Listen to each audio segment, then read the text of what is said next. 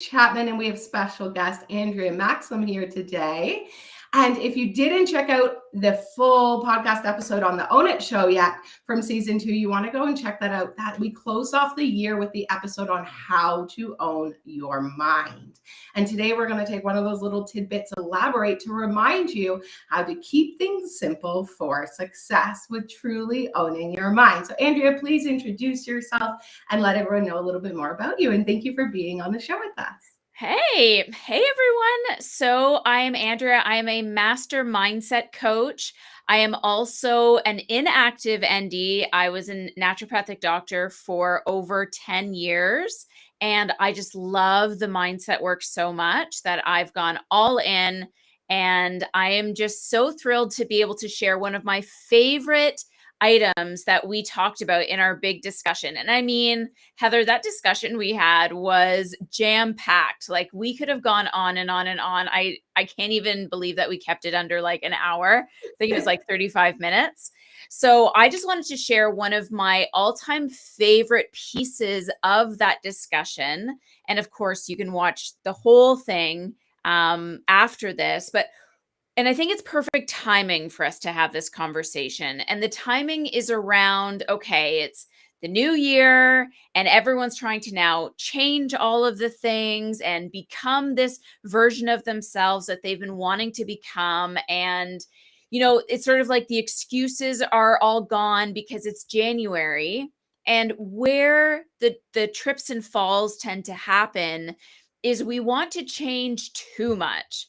You know, a lot of, especially the women I work with, are go-getters. They're all or nothing. And the all or nothing approach rarely works until the basics have been established. Kind of like, you know, it's a overused example, but I'll use it here anyway, where you have to get used to walking and then jogging and then running, and then you can sprint, and then you can do triathlons or marathons or whatever. So there is always a layering to developing these skills of success that also work within our life dynamic and the habits and the goals that we want. And so just like the old rhetoric of, you know, keep it simple, silly, that has not died out, but we as humans have forgotten about it. We love complex. We love dynamic.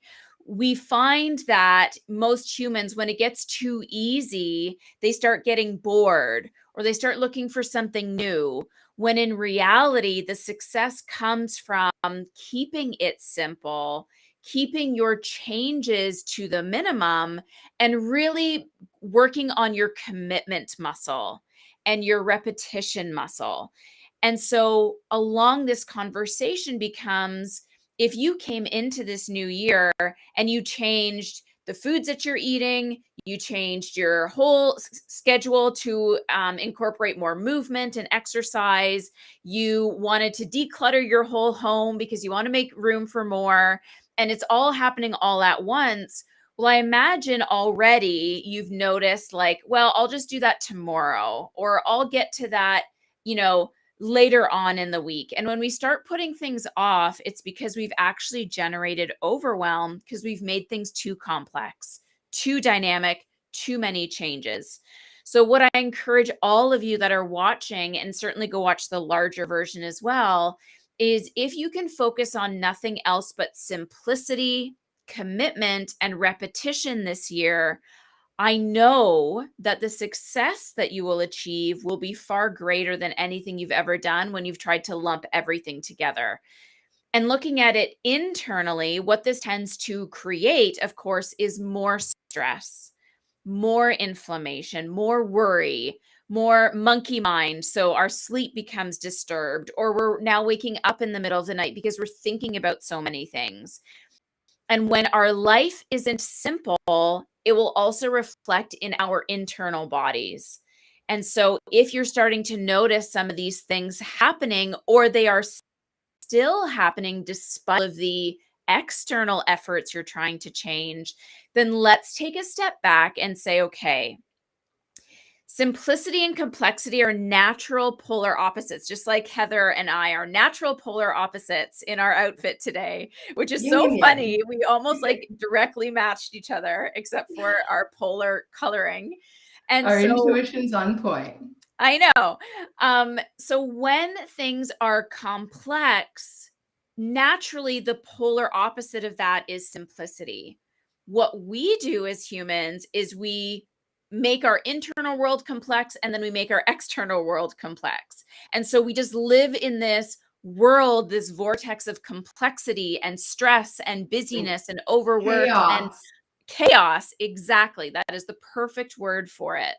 And so what I encourage you to consider is if things externally for you are overwhelming, if your house is in disarray constantly, no matter how much you clean it, if your relationships are in conflict, if your energy levels are exhausted, if not just completely burnt out, that's a mirror of what's going on internally. And so if we want to achieve success, we need to then say, okay, this doesn't work. This isn't serving me. This isn't getting me closer to my goals. While I'm managing my internal complexity, I'm going to keep my external world like hella dead simple.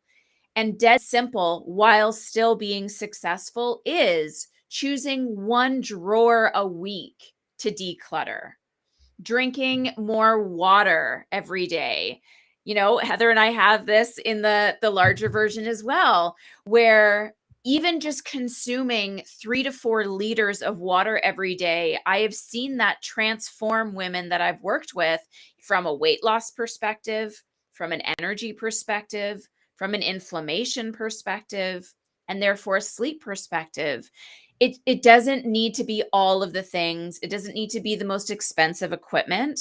While this is still complex, your life has to be really, really simple. And then as this starts to calm down, you can build up the complexity a little bit. Now lean into, I'm ready to avoid certain food groups. I'm having my water. I'm, emptying out a drawer every week. And now I'm ready to really play with my food. And then again, as the life starts to calm down, you can build up the complexity of what you're doing externally. Now I'm ready to put more things on my schedule. Now I'm ready to say yes to more things. Now I'm ready to increase the intensity of my exercise.